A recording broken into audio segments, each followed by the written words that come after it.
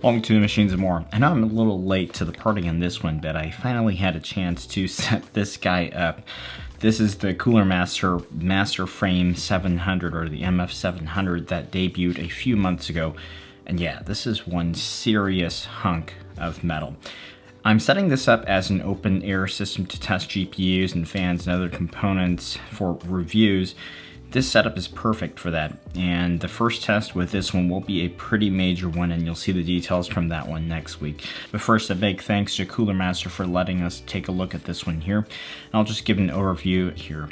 This one is an open air or a test bench case or frame, and it features this tri-fold design with the two wings. You have a center section for your motherboard, your graphics card, and the back of the center section houses the power supply. In fact, you can take two power supplies, ATX sized, or you can also use that space for a whole bunch of 3.5-inch HDDs. Not sure why you'd need that for a test bench, but you can.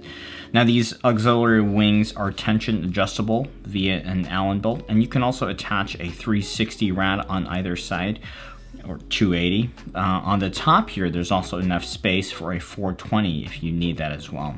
So space isn't really a consideration with this. Even multi-processor SSI boards will fit, although I'd imagine the majority of folks using something like this will be using an ATX or an eATX board on this guy. It does ship flat packed. You will have to take out the pieces and assemble them, and most of the unit uses the same 632 thumb screw, but you really need a screwdriver to torque these down properly. The threads aren't smooth enough to the point where hand tightness would work. Basically, you attach the rear bracket, screw on the wings, and then the PSU bracket at the back, and then this PCIe slot hanger at the front. Then you can mount the motherboard, and well, you know, there's not really too much to build in this system. I mean, as an open air system, you pretty much just mount whatever you want on it, right?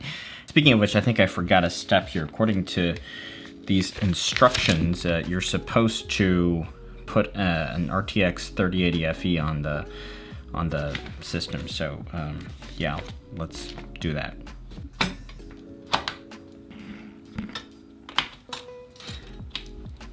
That looks a little bit better. I'm kidding, of course, but yeah, that's kind of the idea here, right? It's really easy to access stuff and mount or remove components in a system like this, and that's the beauty of it. Now, the instructions that come with the unit, they're not the most straightforward, but I think most folks will be able to figure it out, basically. For one, they're not numbered, and there aren't any written instructions to follow along, but yeah, if you've ever put together IKEA furniture, I think you'll be just fine. You can fold these wings the other direction and then place the whole thing horizontally for a flat test bench build, so with this side facing up, so it's pretty versatile for that too. Now for this build here, I've got an Asus Z490G MATX board, which if you've followed along the channel here is actually a very big board for the SFF content that we typically do. And honestly though, for the intent of this build, this board is totally adequate. I'm running this with a 10850K and 32 gigs of Corsair's Dominator RAM, and I've got Be Quiet's new FM11 Pure Power 750 watt Gold Plus unit that they sent by for the build. Really awesome unit. Looks really good with one of their 120mm fans here. And the cables are kind of vanilla, but you know, this is more utility driven than aesthetics. Now, cooling wise, there's a ton of stuff you can do with this much freedom. I mean, you could really go crazy and throw a bunch of rads. You could throw a 480 here, a 480 here, a 360 and a 360 there. But for this build, I just need a 360. This is an older rad that was in a different build, but still in pretty good shape. This is a P360 from EK, and with that I've coupled an EK Velocity block for the Intel CPU and an EK Kinetic 120 DDC for this build. And I'm gonna stick to softline for now. I might switch over to hardline once I figure out a tube, if I like this tubing run, but I think ultimately it may be more flexible just to have it like this, and it's easier to test custom cooling components too as well with the system. Now, I did have one minor quibble with this setup, and it's that this area to the right of the motherboard is a suggested location for a pump, but I did have to improvise. to mount up this EK bracket, which, you know, uses 105mm spacing for where a 120mm fan would go. But this type of bracket is quite common, and I would have preferred an open rail like this setup here, but just with 105mm spacing. Of course, that would need to be farther out this way to be compatible with ATX ports, but it would have been nice to have that option. Now, if you don't want to do liquid cooling, you could just run a huge air cooler in this system like a NOC to a D15. It's lower maintenance, and that's fine too. I mean, whatever works for your CPU. You'll notice there's some difference with the Sterox material here. You'll notice one of these NF812s is a slightly different color than this brown here. So yeah, not everything is the exact shade of NOC to a brown. That's fine. I mean, these fans are awesome. For the rad, I do prefer orienting this way for this build so that I can get this drain valve at the bottom of the loop, and that's really going to help when it comes time to switch things around. But it doesn't necessarily have to be this way. You could put ports on top as well. You could stick the rad on top, but you know, again, tons of freedom, and space is really your friend here. You can do whatever you want.